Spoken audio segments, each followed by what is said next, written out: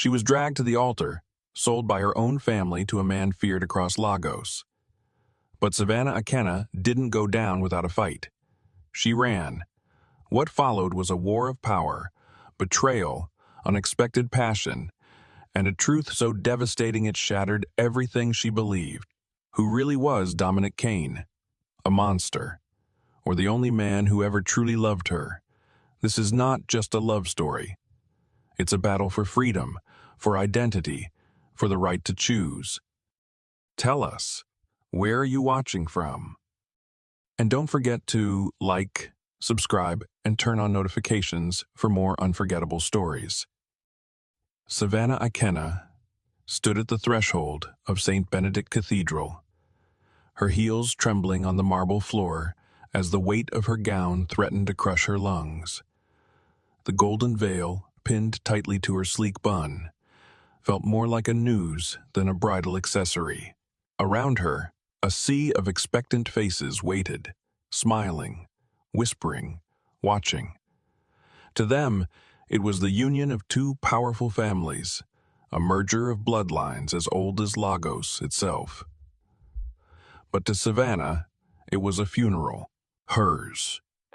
Her father's iron grip on her arm was the only thing keeping her upright. Senator Chuka Ikena, draped in ceremonial robes and pride, didn't glance at her once. His face was carved from stone. His daughter's heartbreak, her trembling body, her whispered pleas that morning meant nothing. She was just a pawn in his political chessboard, and today was checkmate. She gripped her bouquet tighter. White orchids and lilies, symbols of purity, lies. The perfume wafted into her nose, making her stomach churn. She couldn't hear the choir in me more. Couldn't register the ornate gold fixtures, the towering stained glass windows that bled afternoon sunlight onto the polished altar. All she could hear was the roar of betrayal thundering through her chest.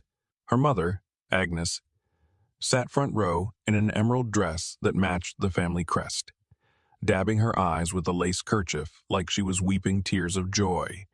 Savannah wanted to scream. Instead, her fingers curled around the silk ribbon, binding the bouquet, imagining it was her mother's throat. Even Jared, her brother, the one who used to sneak her chocolate during boring ceremonies, had betrayed her. "This is for the family," he had muttered that morning, avoiding her gaze as he closed the door behind him, locking her inside her own bedroom like a prisoner. And then there was him, Dominic Kane, standing at the altar like a dark sentinel in a black Tom Ford suit, hands folded in front of him, his expression unreadable. His expression unreadable. His eyes, cold, calculating, watched her like a possession. Rumors swirled around him like smoke. Ruthless in business, untraceable in warfare, a man whose enemies vanished without a trace. Savannah had only met him once, during a formal dinner where he hadn't said more than 10 words to her. He didn't need to. His silence had chilled her bones. Now, he waited with a stillness that sent ice crawling down her spine. The priest cleared his throat. Her father tugged her forward. Savannah's breath caught. No, this wasn't real. This couldn't be real. Her heel wobbled. Another step. Dominic extended his hand, palm steady, eyes locked on hers. She stepped back. Her father's fingers dug into her skin. Another step back. A murmur rippled through the crowd. Another step.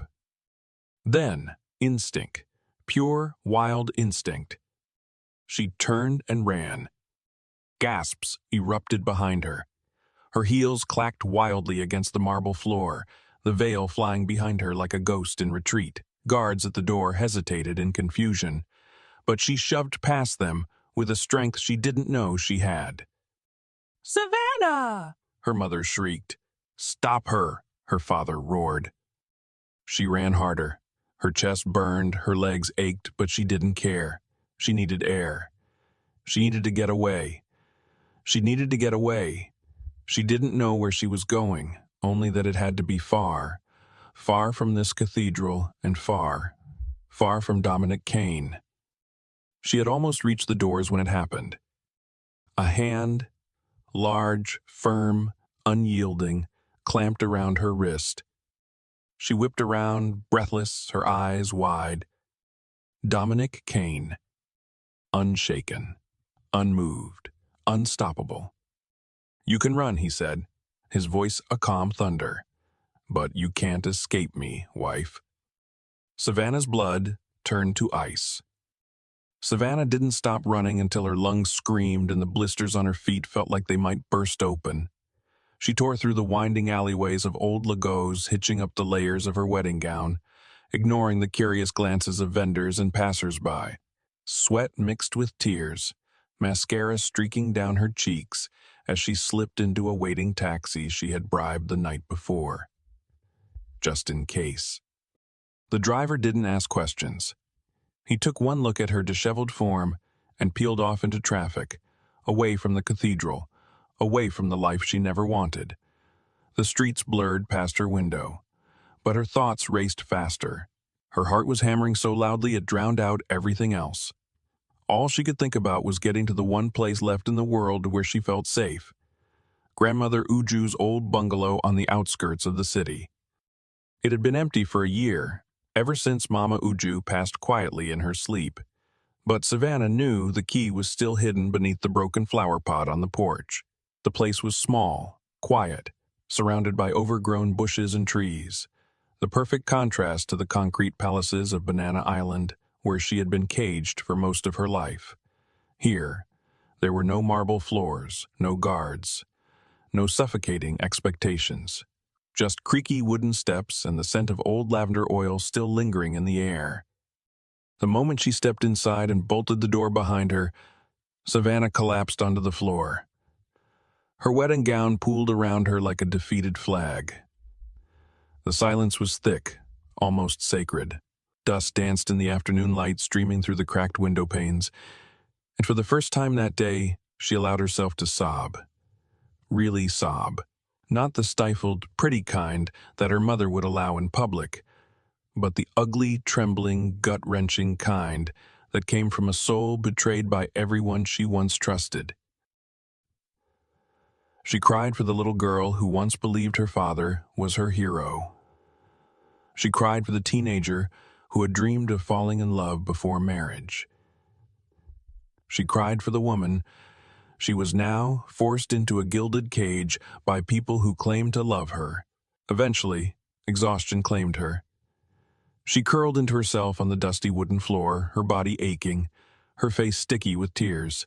The scent of old wood and a faint trace of Mama Uju's perfume wrapped around her like a blanket, and Savannah drifted into a restless sleep, her fingers still clenched around a corner of her tattered veil. It was the scent of coffee that woke her. Not the bitter instant kind her grandmother used to drink, but rich, smooth, freshly brewed coffee, strong and deliberate. Savannah blinked, sitting up groggily. That didn't make sense. She was alone. No one knew she was here. Her breath hitched. A soft clinking noise came from the kitchen. Her blood turned cold. She stood slowly, each creak of the wooden floor beneath her feet sounding louder than it should. She moved toward the sound, her heartbeat pounding in her ears. The door to the kitchen was slightly ajar, light pouring through the slats. Her fingers curled into fists as she pushed it open. And then she froze. Dominic Kane stood at the stove, sleeves rolled up, stirring a cup of coffee like he belonged there, like this was his home. She couldn't move, couldn't speak. He turned, his expression unreadable, those dark eyes scanning her from head to toe. "Hope you slept well," he said, his voice low and calm, as if he hadn't chased her through a church less than 24 hours ago. She took a step back, her breath shallow. "What are you doing here?" "I came to take you home," he replied. She shook her head. "I ran. I left. I don't belong to you." Dominic sighed, and set the cup down. You are my wife, Savannah. No, she spat, her voice trembling. You don't own me. He arched a brow, stepping toward her. Then why are your owners waiting outside?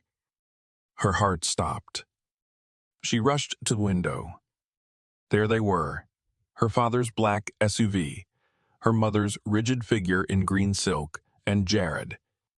Before she could run, the front door burst open. Jared stormed in. You think you can embarrass us and get away with it? He growled, grabbing her wrist. Let me go, Savannah screamed, thrashing wildly. She slapped at him, pushed, kicked. Then, crack. The sound of his palm against her face silenced everything. The leather of the car seat was cold against Savannah's back as Jared shoved her inside with brutal finality. Her cheek throbbed where his palm had landed, a burning sting that pulsed in time with her heartbeat. She didn't cry. Not now. Not when Dominic Kane sat beside her, completely composed, as if none of this was out of the ordinary. He didn't speak, didn't reach for her, just folded his hands neatly in his lap and stared ahead as the car pulled away from the bungalow, carrying her further from the last place that had felt like home. Her mother sat in the front, eyes fixed on the windshield, refusing to glance back. Her father, ever the iron-hearted patriarch, made no comment from the driver's seat, his face set like concrete. And Jared, her brother, her childhood protector, had become a stranger. The same hand that used to lift her onto his shoulders at festivals had left a red imprint on her face. Savannah curled toward the door, her knees drawn to her chest, her fingers gripping the fabric of a dress like it was the only thing tethering her to reality. She was shaking. Not from fear, not and more. From rage. Deep, burning, soul-cracking rage.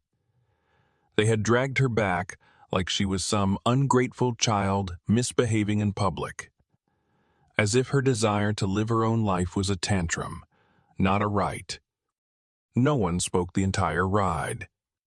When the car finally pulled up to the gates of Dominic's estate, a towering fortress of glass, steel, and silence, Savannah felt like she was being delivered to her execution. The guards opened the gates without question. The mansion loomed in the dusk, its windows glowing faintly like watching eyes. She stepped out without waiting for help, her legs stiff, her jaw clenched so tight it ached. Her father turned to her one last time, his voice sharp and final. You are married now, Savannah. That is the end of it. Then they left, just like that, no apologies, no explanations, no goodbyes. Savannah stood frozen as the sound of their car tires faded into the night. She had run. She had fought. She had screamed. And none of it had mattered. She was still here, still trapped. A silent maid approached her, bowing slightly before gesturing toward the grand entrance. Savannah followed, her body moving on autopilot. She didn't look at the marble floors or the gleaming chandeliers. She didn't admire the art or the way the walls seemed to whisper wealth. She felt nothing. Nothing but the tight coil of despair in her chest. The room they led her to was massive, tastefully decorated in soft creams and golds, with a four-poster bed that could sleep an entire family. It was beautiful, immaculate, and utterly foreign. Savannah didn't bother undressing. She walked to the bed, collapsed face, first onto the mattress, and let the silence swallow her. She didn't know how long she lay there, but the door creaked open softly sometime later. Dominic entered quietly. He didn't speak. She didn't move. He walked to the bed, his steps slow, deliberate. When he reached her, he paused, looking down at the wrinkled gown, the tear-streaked makeup, the red handprint blooming across her cheek. His jaw tightened. Without a word, he opened the nightstand drawer and retrieved a small jar of ointment. Sitting on the edge of the bed, he gently turned her face toward him. She flinched. I'm not gonna hurt you, he said quietly. His fingers were surprisingly gentle as he dabbed the ointment onto the bruise, his touch almost reverent. Savannah stayed still, caught between exhaustion and disbelief. This man, cold, controlling, terrifying, was treating her like glass. He didn't say anything else, just continued tending to her face like it meant something to him. And for the first time, she didn't know whether to slap him away or let herself lean in. Savannah woke to the gray hue of early morning bleeding through the sheer curtains. Her body ached, not from any physical injury, but from a weight deeper, emotional, invisible, suffocating. The events of the past 24 hours hung over her like fog, heavy and unrelenting. She sat up slowly, the sheets crumpled around her like a cocoon she was desperate to shed.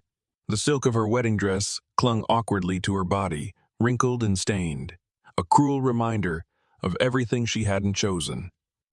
The ointment Dominic had applied left a faint coolness on her cheek. Her fingers hovered over the spot. It wasn't pain she felt anymore. It was confusion. Confusion over the man who had orchestrated her entrapment, but had held her face with a tenderness that contradicted everything she thought she knew about him. That contradiction frightened her more than his power ever had. Her stomach growled in protest, but food was the last thing on her mind. She needed a way out. A way to vanish. Sliding off the bed, she tiptoed across the expansive bedroom, careful not to make a sound. The hall outside was eerily quiet. The house, though filled with grandeur and luxury, felt like a mausoleum, cold, pristine, and too silent. She crept past ornate doors, plush furniture, and marble statues that stared at her like silent witnesses. Her bare feet padded across polished floors until she found the exit. Locked. Of course it was. She turned back, eyes scanning for another route, when she heard the rhythmic thud of something heavy. Drawn by the sound, Savannah followed it through a side hallway, descending a few steps until she reached a glass, paneled door. She pushed it open and stepped into a home gym lined with mirrors and polished chrome equipment. And there he was, Dominic Kane. He stood shirtless, wearing only black joggers, his muscles taut and glistening with sweat as he lifted weights with precise, methodical movement. The sight of him, powerful, focused, utterly in control. Powerful, focused, utterly in control. Down her spine. He didn't notice her at first, or perhaps he did and chose to ignore it. When he finally turned, a lazy smirk tugged at his lips. "You're staring," he said, casually setting the weights down. "If you want something, wife, just ask." "I am not your wife," she snapped, arms crossing tightly over her chest. He stepped toward her, wiping his face with a towel. "You are. Legally."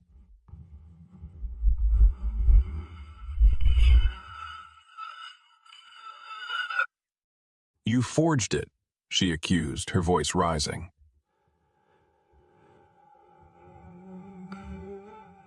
"And I never signed anything." Dominic didn't flinch.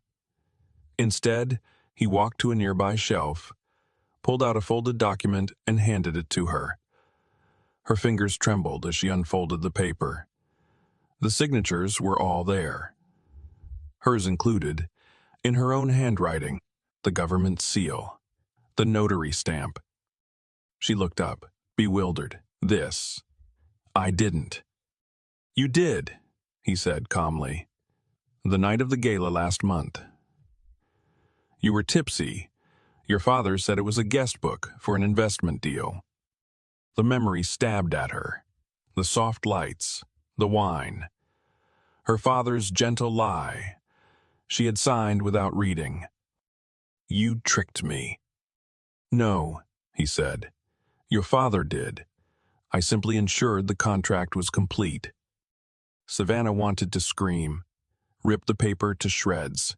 But even rage needed oxygen, and right now, her lungs were too tight with panic. "I want to go back to my house," she said through gritted teeth. "My clothes. My things."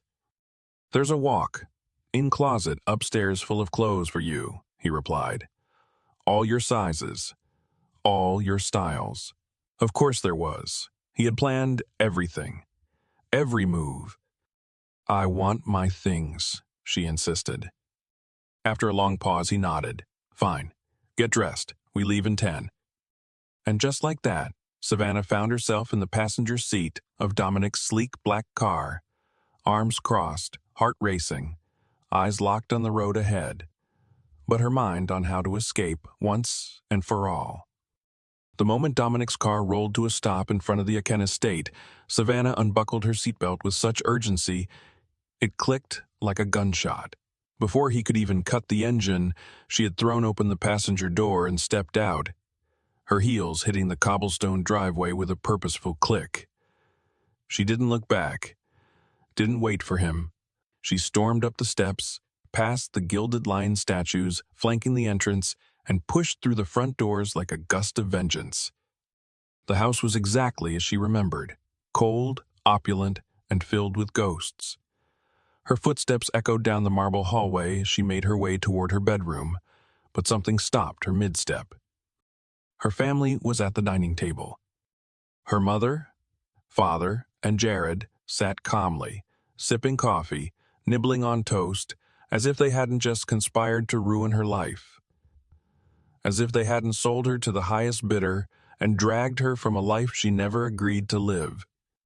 They didn't even flinch when she entered. No greeting, no remorse. Savannah blinked, stunned by the audacity. Her mother daintily lifted a teacup to her lips. Her father flipped the page of the newspaper. Jared scrolled his phone like she was invisible. Something inside her snapped. Without a word, she turned on her heel and headed for her room. The second the door shut behind her, she moved fast. She yanked her largest suitcase from under the bed and began packing with military precision. Her favorite shoes, her silk blouses, her journals, all shoved in without care. But anything gifted to her by them, left behind. She wouldn't carry their shame on her back. She zipped the bag closed and turned to find Dominic standing in the doorway, leaning casually against the frame. His eyes followed her movements, calm but alert, as if cataloging every gesture. "You already have clothes back at our villa," he said, voice smooth as ever. "I don't want anything from you," she snapped. His lips twitched, a flicker of amusement playing at the corner. And yet, here we are. Before she could retort, a sickly sweet voice floated down the hallway. "Dominic," her mother called. "Come have breakfast with us." Savannah froze. The audacity. She brushed past him and stalked back down the hallway, her fury boiling just beneath her skin. Her heels echoed like war drums. Her mother was smiling as if nothing had happened. Savannah slammed her hands on the table, eyes blazing. "I don't want anything from you people," she hissed. "Not your food, not your fake concern, not your lies." Her mother's smile faltered. "Savannah, don't be." "Save it," she cut in. "You sold me like livestock and now you want to pretend it's normal?" Jared scoffed. "You're being dramatic. You've always been—" He didn't finish. Dominic didn't raise his voice. He didn't even move much. Just a sharp glance, a shift of his fingers, and Jared instantly went silent. Savannah blinked. For once, Jared looked unsure. Dominic turned back to her, expression unreadable. "Let's go." Without another word, she grabbed her suitcase and walked out, not just from the house, but from whatever remnants of family she once thought she had. The car ride back was thick with silence. Dominic didn't speak, didn't push, didn't smirk like he usually did. He just drove, one hand steady on the wheel, the other resting on the gear shift. Savannah stared out the window, her heart pounding not from sadness, but resolve. She had no time for tears anymore, only plans. And she had already made one. The ticket to Johannesburg had been booked hours before, hidden in her email. A one-way flight. A real escape. Now she just needed the right moment to disappear again, and this time she wouldn't be caught. Savannah played the part perfectly. When they returned to Dominic's estate, she didn't fight. She didn't raise her voice or slam any doors. Instead, she moved with calculated quiet, letting her silence lull him into a false sense of control. She had spent years studying power, how it moved, how it cloaked itself in politeness, how it underestimated anyone who didn't shout. So now, she wore her rage like a diamond choker, beautiful, dangerous, and silent. She acted tired, nodded absently when Dominic mentioned dinner. She retreated to her room and sat calmly on the bed, pretending to scroll her phone while her thoughts raced. Everything had to be flawless. One mistake and she'd be caged again, this time for good. The next morning, she dressed simply. Nothing too flashy, nothing that would draw suspicion. Just a tan blouse and jeans, her shuttle bag slung over one shoulder. Her passport and ticket were tucked beneath a notebook, her charger wound neatly around a pair of sunglasses. Her escape was scheduled down to the minute. "Where are you going?" Dominic asked casually, meeting her at the foot of the stairs dressed in another immaculate black suit. "I need to get some things," she replied with a small, neutral smile.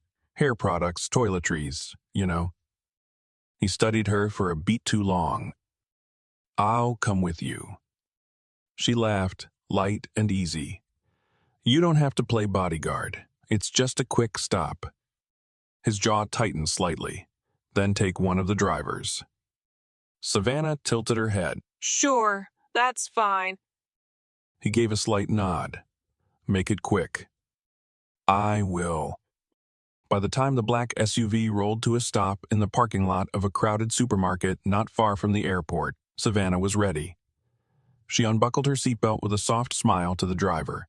"Back in 10, she said, then stepped out before he could respond. Inside the supermarket, she wove through aisles like she belonged there, picking up a few items, a toothbrush, some lotion, a pack of gum, then disappeared into the restroom at the back of the store. 15 minutes later, Savannah exited, not through the front, but through the fire exit behind the building, slipping out into the alley where a second taxi was waiting. She'd scheduled it earlier that morning, sent the location pin through a burner number she'd borrowed from the maid's phone. By the time the driver outside realized she wasn't coming back, Savannah was already checking in at Murtala Muhammad International Airport under a different name. Her boarding pass was digital, her hair pulled into a low cap, no trace of her real identity, no trace of Dominic. As she settled into her seat on the plane, she exhaled for the first time in what felt like weeks. The engines roared to life, her heart beating in sync. She didn't know what would happen in Johannesburg, didn't care. All that mattered was that she would be far from him, far from her family, far from everything that had tried to crush her. Freedom, at last. Back at the supermarket, Dominic waited in the driver's seat, jaw clenched, fingers drumming against the steering wheel. 10 minutes became 20. Then 30. The driver looked increasingly nervous. "I don't think she's coming back, sir." Dominic said nothing. He pulled out his phone, made a single call. "Talk to me," he said coldly. A voice answered on the other end. "Sir, your wife just boarded a flight to Johannesburg, Gate 6. Took off 7 minutes ago." Dominic didn't flinch, didn't blink. Instead, he let out a slow, deep breath and smiled. "Smart girl," he murmured, putting the car in gear, "but not smart enough." By the time he returned to the estate, his private jet was already being prepped. He took his time, showered, changed into a clean suit, poured himself a drink, and when he stepped onto the jet, he made only one call. "Ezra," he said into the phone, his voice calm and deadly. "She's landed. I want eyes on her the second she steps off that plane." "Yes, sir," came the immediate response. Dominic leaned back in his seat and closed his eyes. She could run to the ends of the earth. She was still his. The Johannesburg air was cooler than Savannah expected, brisk with a faint scent of eucalyptus and distant rain. As the plane's doors opened, she stepped out with her head high and her heart cautiously steady. She had made it. A new city, a new name, a new chance. Dragging her suitcase behind her, she melted into the flow of travelers, her eyes darting from one unfamiliar face to another, half expecting Dominic to appear out of thin air. But he didn't. She booked a ride from the airport to the downtown district, choosing a five-star hotel she'd found during one of her late-night planning sessions. It wasn't just luxury. It wasn't just luxury. It was anonymity. No records in her real name. No digital trail that could be followed easily. When she arrived, the lobby was a masterpiece of glass chandeliers and polished marble. The kind of place where no one asked questions. As long as you paid well. The receptionist gave her a warm smile. "You're in luck, Mom," she chirped. "You've been upgraded to one of our luxury suites, courtesy of our monthly promotion. No extra charge." Savannah blinked. "That's unexpected." "Just lucky, I suppose," the woman said, handing her the key card with a polished flourish. Every part of her wanted to question it, but exhaustion muffled her paranoia. She was too tired to argue, too drained to dig into coincidences. She took the key, rode the elevator in silence, and stepped into the suite. It was stunning. Floor-to-ceiling windows, a plush king-size bed, a private jacuzzi, and views that stretched across the glittering skyline of the city.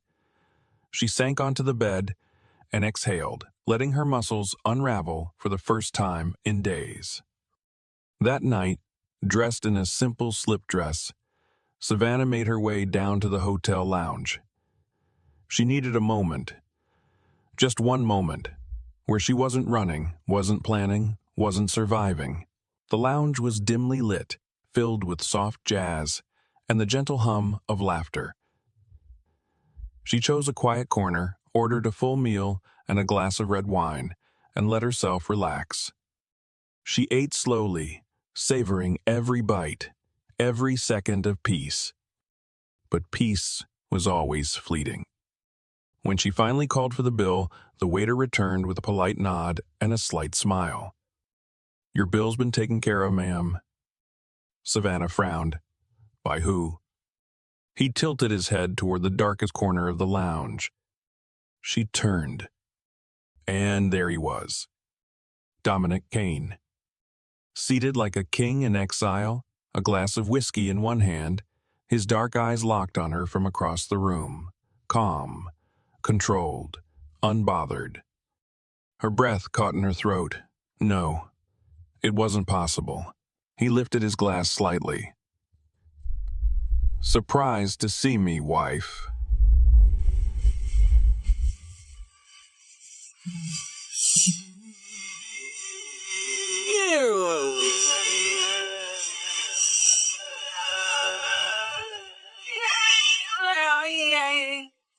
She stood immediately, her chair screeching backward. Rage bubbled up like lava in her chest. How had he found her again? How was he always one step ahead? "Get up," Dominic said, approaching with measured steps. "We're leaving." "No," she hissed. "You're not doing this again. How did you find me?" He smirked. "You're mine to keep, Savannah. And I protect what's mine. With everything I have." "I'm not yours," she said, louder this time. "And I will never be yours." The air in the lounge grew still. Patrons glanced over, sensing tension. She saw her chance. "If you don't walk away right now," she warned, voice trembling with fury, "I'll scream." He arched a brow. Would you? Without waiting for another beat, Savannah drew in a sharp breath and screamed. "This man is stalking me. He's trying to kidnap me." Gasps echoed across the lounge. An elderly couple stared. Staff froze. All eyes turned to them. Dominic exhaled dramatically and turned to the couple with a sheepish smile. "I'm so sorry," he said smoothly. "My wife is upset because I forgot her favorite lingerie for our honeymoon." Savannah's mouth fell open. "She's fiery," he added with a wink. "But I adore her." The old woman beamed. "Young love," she sighed. And then, in one swift movement, Dominic scooped Savannah into his arms, ignoring her shriek. "She loves making a scene," he said with a chuckle, striding out. And to her horror, the lounge erupted into amused laughter as Savannah kicked and screamed. But no one came to her rescue. The door slammed shut behind them, the sound echoing like judgment through the penthouse suite. Dominic finally set her down, but Savannah shoved away from him. Savannah shoved away from him the second her feet hit the floor. Her heart thundered. Her fists clenched at her sides. Her face was flushed with a mix of rage and humiliation. "Why won't you just let me go?" she demanded, her voice shaking. "What is your problem?" Dominic stood still, his expression maddeningly calm. "You already know the answer." "No," she spat. "I don't. All I know is you keep dragging me back like I'm some toy you refuse to lose." His jaw tightened. "You are my wife." Savannah let out a bitter laugh. "You keep saying that like it means something." "It does," he said, taking a step closer, his voice low. Without thinking, she raised her hand to slap him, but he was faster. He caught her wrist midair, twisted gently, and in one smooth motion, pressed her back against the wall. Her breath hitched as his body pinned hers in place, not with violence, but with absolute control. His other hand caught her free wrist, holding both above her head. His face hovered inches from hers. His breath warm, his eyes dark and unreadable. "Let me go," she whispered, but the defiance in her voice was cracking. "You don't get it, do you?" Dominic murmured. "You belong to me." She opened her mouth to retort, to curse, to scream, but he kissed her. It wasn't gentle. It wasn't sweet. It was wild, claiming, as if he had waited too long and refused to wait a second more. Savannah's body tensed, every muscle screaming at her to resist. But her heart, traitorous and confused, pounded differently. Her lips burned under his. Her hands, supposed to push him away, curled around his arms, pulling instead of resisting. She hated it. She hated how her body responded to his. She hated that she didn't want it to stop. The kiss deepened, became slower, more deliberate. Dominic pulled her closer, his touch no longer aggressive but reverent, almost desperate. When he finally broke away, they were both breathless. Savannah stood frozen, stunned by her own response. He stared at her, his thumb brushing her cheek where anger had faded into confusion. "You keep running, Savannah, but I'll always find you." She stepped back, shaky, trying to recover her composure. "Don't ever do that again," she said, though even to her own ears, it lacked conviction. He didn't argue. He just studied her, eyes unreadable. Then, after a pause, he said, "Pack your bags." She blinked. "What?" "We're leaving for Lagos tomorrow." She laughed bitterly. "You think I'm going back there after everything?" "Your brother's getting married." Savannah's heart twisted. She turned away, crossing her arms. I don't have a brother anymore. Dominic's patience was wearing thin. You'll go, even if I have to drag you there in your pajamas. She shot him a glare. Try me. He smirked. I ain't love to. The flight back to Lagos was silent. Savannah didn't speak, didn't even glance in Dominic's direction. She kept her arms crossed, her gaze fixed on the clouds outside, as though they could carry her far, far away. Dominic didn't push her. He just sat beside her, calm, unshaken, the same way he always was. Except now, something in his silence felt heavier, like he was giving her room to choose. When they arrived back at the estate, everything had already been arranged. Makeup artists, hairstylists, a designer's assistant, all waited like they were prepping her for a magazine shoot. She didn't ask for any of it. Of course, Dominic had planned everything ahead. As the stylist finished curling her hair, Savannah stared at herself in the mirror. She looked flawless, beautiful even. But it wasn't enough to mask what she really felt. She wasn't here to support her brother. She wasn't here to forgive anyone. She was here to make sure they all remembered exactly who they had betrayed. And she knew exactly how. Savannah stood before the full-length mirror in the guest suite, her hands smoothing over the fabric of the gown she had chosen. No, claimed. It wasn't the modest, tasteful dress Dominic's stylists had picked for her. Instead, she had walked into the master closet and selected something bold. A floor-length white gown that shimmered beneath the lights, hugging her figure like it had been sewn onto her skin. It looked dangerously close to a wedding dress, which, of course, was the point. If she had to return to the lion's den, to the altar of betrayal her family called a celebration, she would walk in not as a victim, but as a statement. When Dominic stepped into the room and saw her, he paused, a flicker of something sharp crossing his features. Not disapproval, not amusement. Something deeper. Dressed like the bride at your brother's wedding, he said, voice low, bold choice. Savannah didn't look at him. She adjusted an earring, then met his gaze in the mirror.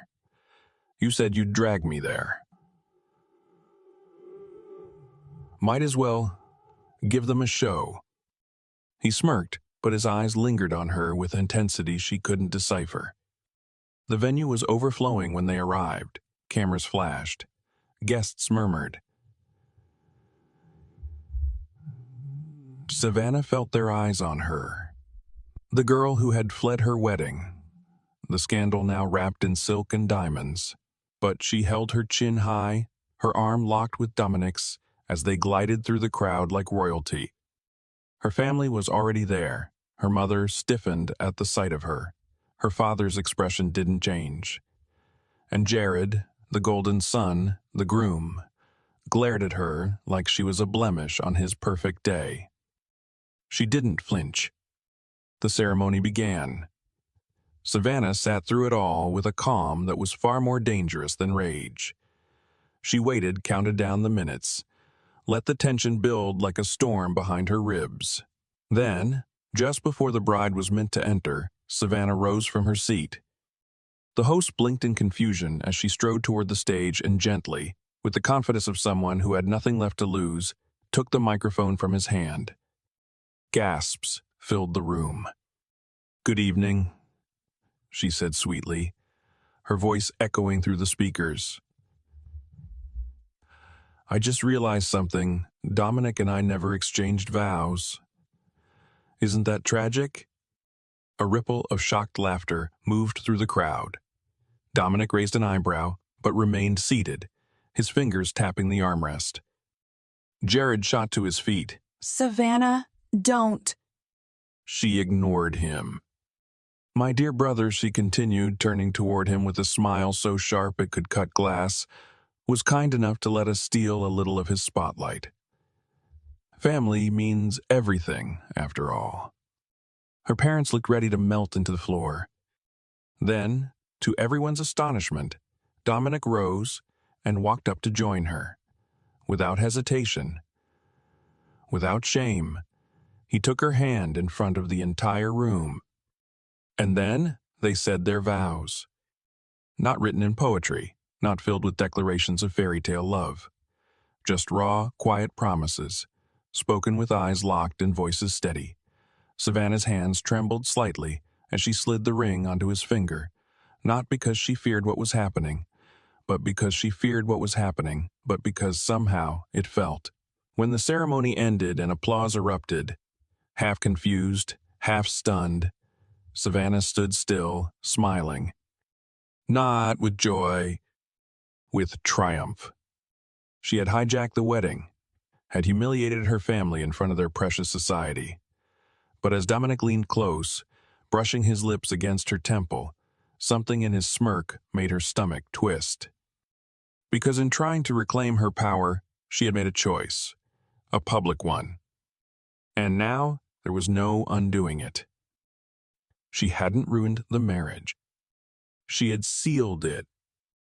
Savannah woke up the next morning to the warmth of sunlight bleeding through the sheer curtains, painting golden streaks across the marble floor. She stared at the ceiling, her body still, her breath shallow, as the events of the previous night pressed down on her like a weight she couldn't shake off. She had stood on a stage, stolen the spotlight from her brother's wedding, and exchanged vows with Dominic Kane in front of half of Lagos's elite. What she thought would be a slap in her family's face had backfired. She hadn't humiliated anyone but herself. In trying to reclaim power, she had given it away, again. Now there was no denying it. She was officially his wife by law and spectacle. There was no more hiding behind forged signatures or technicalities. The ring on her finger glinted mockingly in the morning light, and her heart ached with a bitterness she couldn't name. Needing air, she forced herself out of bed and walked to the ensuite bathroom. The water ran hot, but it didn't soothe the burn of humiliation. She scrubbed her skin like she could erase the moment, the vow, the truth, but it clung to her. When she stepped out, wrapped in a towel, she caught her reflection in the mirror. Her eyes were tired, but sharper. There was no more innocence left. Oh, why fire and wreckage? She dressed in a silk dress that draped elegantly over her frame, applied minimal makeup, and pinned her hair back.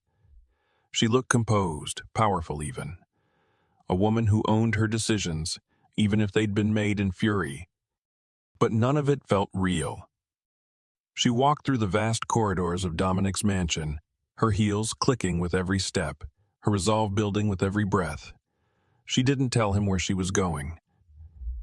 She didn't tell him where she was going. She didn't ask permission. She just walked to the front gate like she had every right to be free. But the guards didn't move. "Open the gate," she said coolly. They hesitated. "Mr. Kane instructed us not to let you leave without a driver, ma'am," one finally said, his voice uncertain. Savannah stared at him, her pulse spiking. "I said, open it." Silence. Her jaw clenched. Without another word, she spun on her heel and marched back inside. Her fury curled beneath her skin like a storm. She didn't stop until she reached Dominic's office. The heavy doors were unlocked. She pushed them open with a force that rattled the frame. He was there, behind his desk, calm as ever, flipping through a file like he hadn't just locked her in a gilded cage. She slammed her hands on the desk. "Let me out." Dominic glanced up, unbothered. "Good morning to you, too." "I told them to open the gate," she said through gritted teeth. "They refused." "That's because I told them not to." She blinked, stunned. "You can't keep me here." "I'm not keeping you," he said evenly. "I'm protecting you." "From what?" she snapped. "My own decisions?" He leaned back in his chair, studying her like she was a puzzle. "You want air? Fine. Take a driver." "I want to go alone." "That's not happening." Her anger cracked. "You don't get to control me."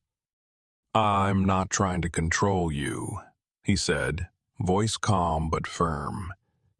I'm trying to keep you safe.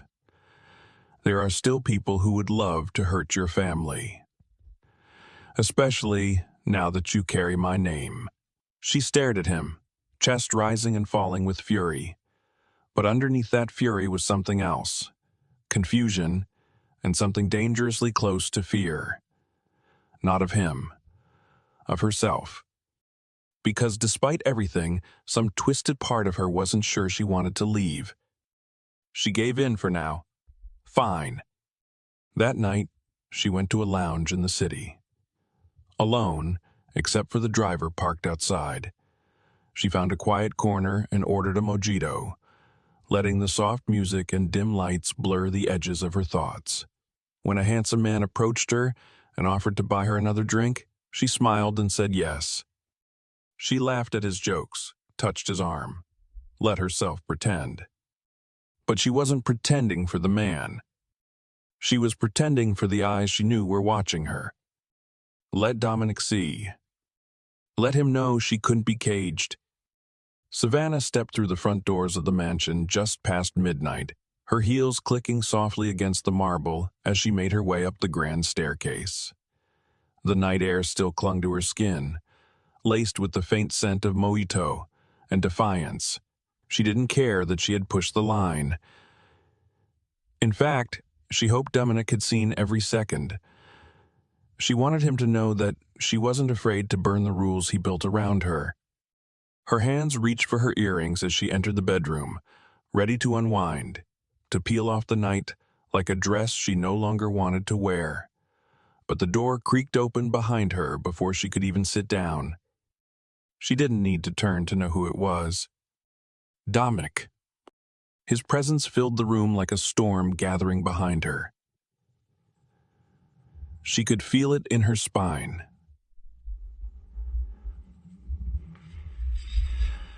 The restrained power.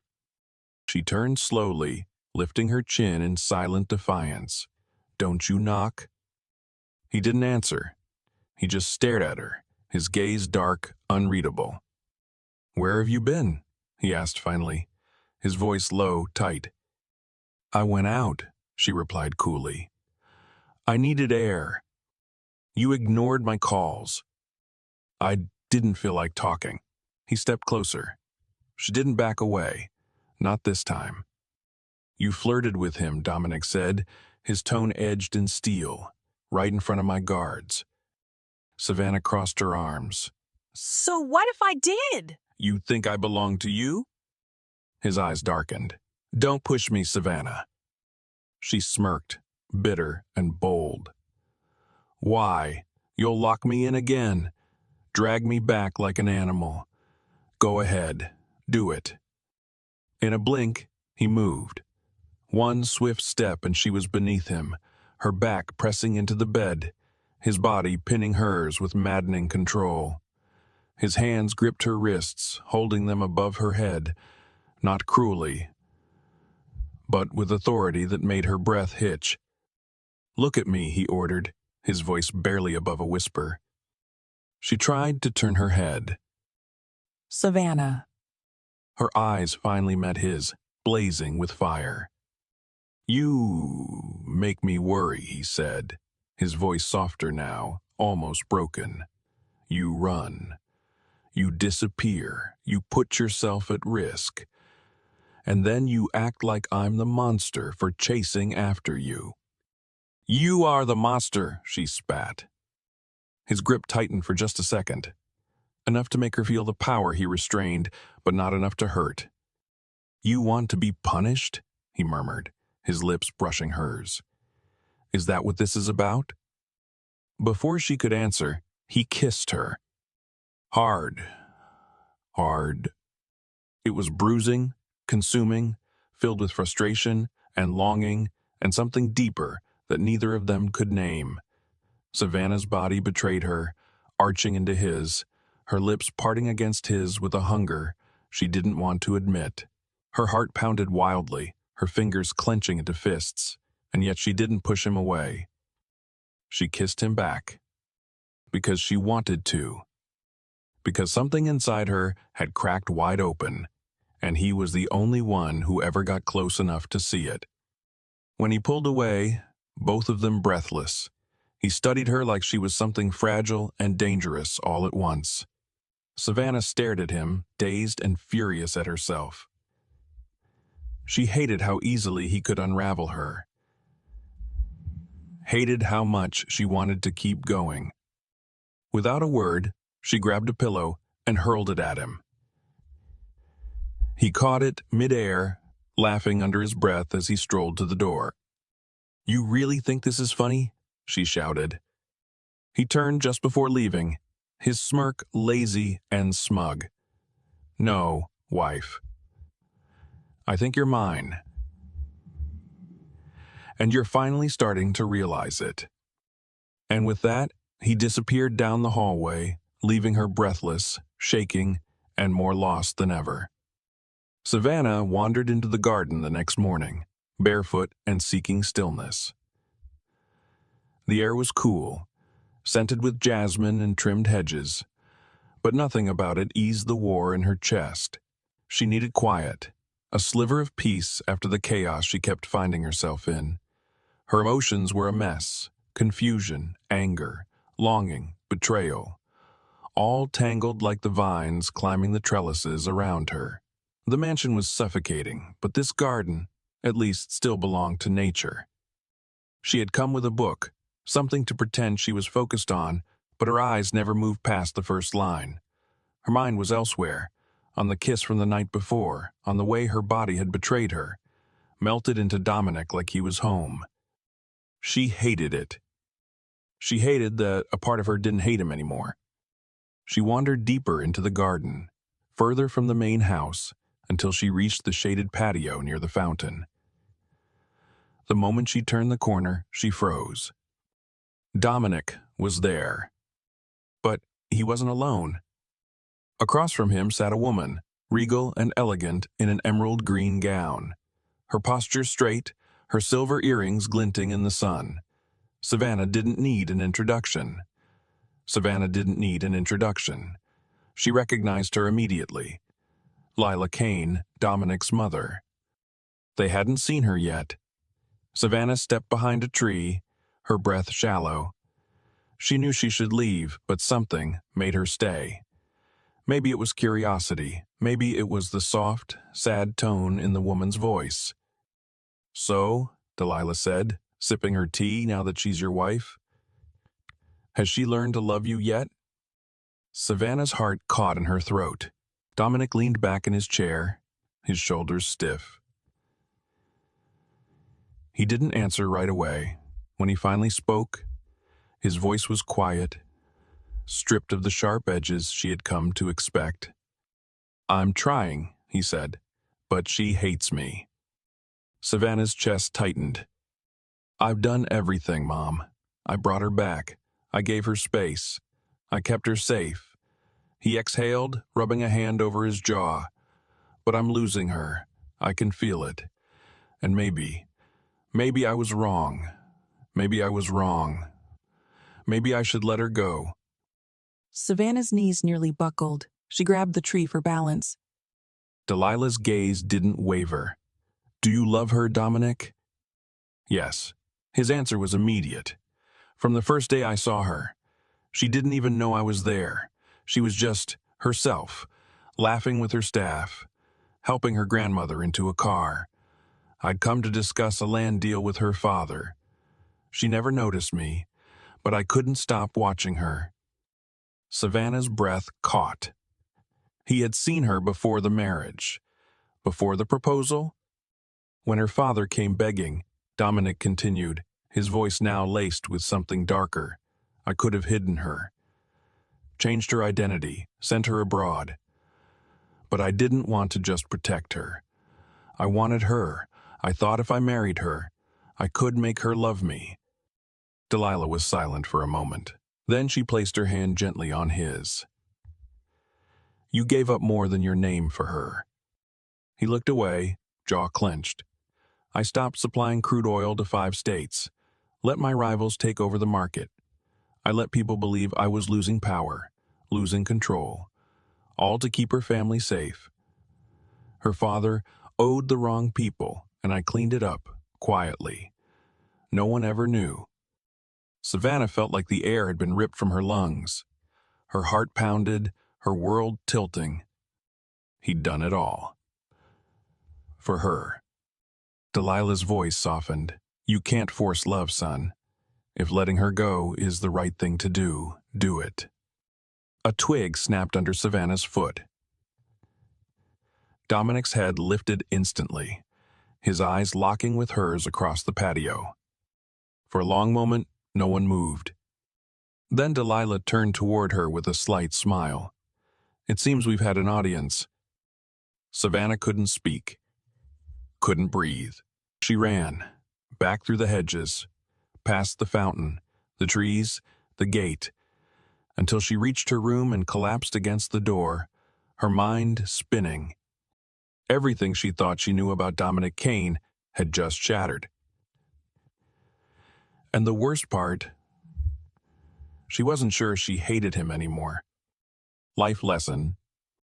Savannah's journey was never just about escape. It was about self-discovery. What started as a story of betrayal and control slowly unraveled into something deeper.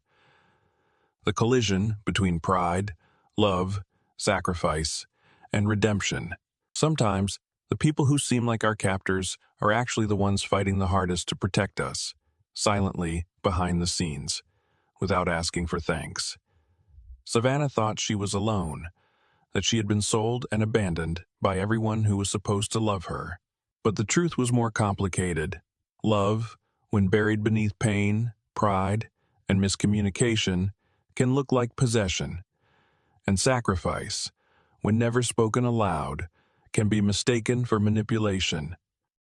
The real lesson here is this: never be too quick to judge someone's actions until you understand their intentions. True love isn't loud. It's quiet, steady, and often hidden beneath layers of pain. But it's also patient. It never gives up. And for those who feel trapped, whether by family, expectations, or fear, remember, power isn't about control. It's about choice. Savannah reclaimed hers. And in doing so, she didn't just find freedom. She found love on her own terms. If you enjoyed this story and the emotional roller coaster it took you on, let us know where you're watching from in the comments. And don't forget to like, share, and subscribe to the channel so you never miss another powerful story like this one. Turn on notifications. We've got more unforgettable journeys coming your way.